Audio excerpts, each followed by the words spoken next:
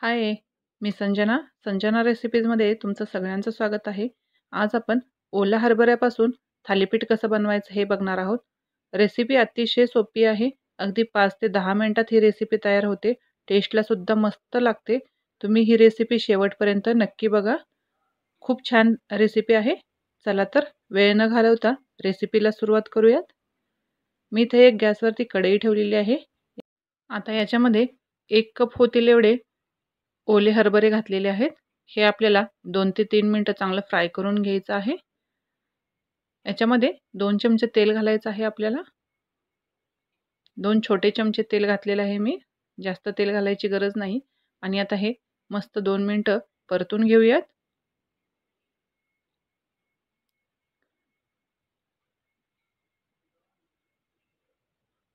बघू शकता छान असे परतून झालेले आहेत ओले हरभरे आपले.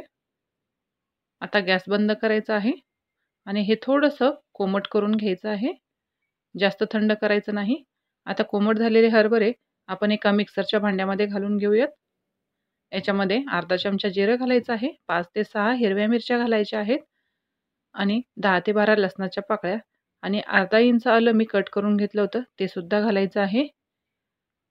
आता हे थोडंसं जाडसर बारीक करून घेऊयात आपण. जास्त बारीक करायचं नाही आहे आपल्याला. तुम्हाला दाखवते मी व्हिडिओमध्ये. बघू शकता अशा पद्धतीचं मी बारीक करून घेतलेलं आहे. आता एका परातीमध्ये मी 2 कप होईल एवढं ज्वारीचं पीठ घेतलेलं आहे आणि 2 मोठे चमचे मी गव्हाचं पीठ देखील घालणार आहे आणि थोडंसं कुरकुरीत होण्यासाठी 2 मोठे चमचे मी बेसन पीठ सुद्धा घालणार आहे. याच्याने थालीपीठ थोडंसं कुरकुरीत होतं, ते छान लागतं. तुम्ही नक्की घाला. आता आपण जे हरभऱ्याचं मिश्रण मिक्सरला बारीक केलं होतं ते सुद्धा याच्यामध्ये घालायचं आहे. बारीक कट केलेली कोथिंबीर सुद्धा घालायची आहे. पाव चमचा हिंग घालायचा आहे आणि चवीनुसार मीठ सुद्धा घालायचं आहे. तुम्हाला आवडत असेल, आवश्यक असेल तर तुम्ही लाल तिखट सुद्धा ॲड करू शकता. आता हे सगळं व्यवस्थित एकत्र करून घेऊयात आधी. याच्यामध्ये जे गव्हाचं पीठ घातलेलं आहे थोडंसं, त्याच्यामुळं आपलं थालीपीठ अजिबात चिरणार नाही, एकदम व्यवस्थित लाटलं जाईल. हळद पावडर घालायची राहिली होती तर पाव चमचा हळद घालायचं आहे. हे सुद्धा व्यवस्थित मिक्स करायचं आहे आणि आता थोडं थोडं पाणी घालून याचा छानसा मऊसर गोळा बनवून घेऊयात. याच्यामध्ये तुम्ही बेसन पिठाच्या ऐवजी तांदळाचं पीठ सुद्धा वापरलं तरी हे थालीपीठ छान असे कुरकुरीत होतात. बघू शकता मऊसर आपला गोळा बनवून तयार आहे. याचा आपण आता थालीपीठ बनवून घ्यायचं आहे. पोळपाटावरती एक पॉलिथिन घेतलेला आहे मी.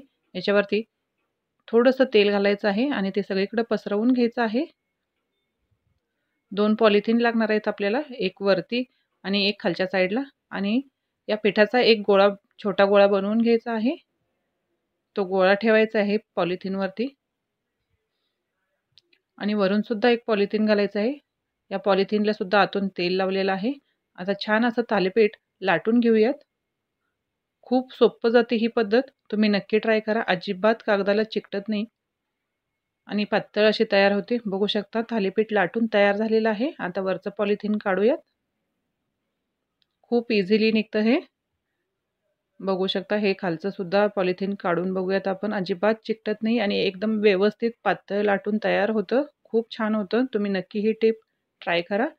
आता गॅसवरती मी तवा तापायला ठेवलेलाच होता. त्याच्यामध्ये थोडंसं तेल घालायचं आहे. सगळीकडे पसरवून घ्यायचं आहे आणि आपण जे थालीपीठ बनवून घेतलं होतं ते फ्राय करण्यासाठी घालूयात.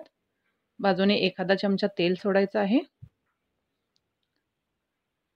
आणि 1-2 चमचे होईल एवढं पाणी सुद्धा आपण बाजूने घालणार आहोत आणि वरून एक प्लेट झाकायची आहे आणि 1 ते 1.5 मिनिट ही प्लेट आपल्याला अशीच ठेवून द्यायची आहे. 1.5 मिनिटानंतर आपण वरची प्लेट काढूयात आणि बघूयात आपलं थालीपीठ तयार झाले का ते. बघू शकता मस्त असं आपलं थालीपीठ तयार झालेलं आहे. खूप कुरकुरीत मस्त लागतं. टेस्टला खूप अतिशय सुंदर लागतं. अजून एक थालीपीठ बनवून घेऊयात आपण. या पद्धतीने बघा, बोटाच्या मदतीने अशा पद्धतीने होलसुद्धा पाडून घेऊ शकता.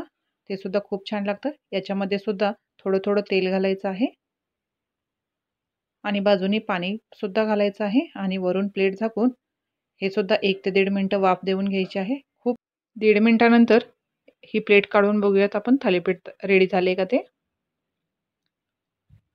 बघू शकता हे सुद्धा थालीपीठ मस्त रेडी झालेलं आहे खाण्यासाठी. खूप कुरकुरीत आणि पातळ बनतं हे. टेस्टला सुद्धा अप्रतिम लागतं. ही रेसिपी तुम्ही नक्की ट्राय करा. खूप हेल्दी रेसिपी आहे. मुलांना सुद्धा फार आवडेल. तुम्ही हे थालीपीठ दही किंवा सॉस किंवा तसंच गरम सुद्धा खाल्लं तर खूप छान लागतं. रेसिपी तुम्ही नक्की ट्राय करा. रेसिपी आवडली की नाही ते सुद्धा कमेंट बॉक्समध्ये नक्की कळवा. चॅनलवर जर नवीन असाल तर चॅनलला सुद्धा प्लीज सबस्क्राईब करा. परत भेटू एक नवीन रेसिपी घेऊन. तोपर्यंत बाय.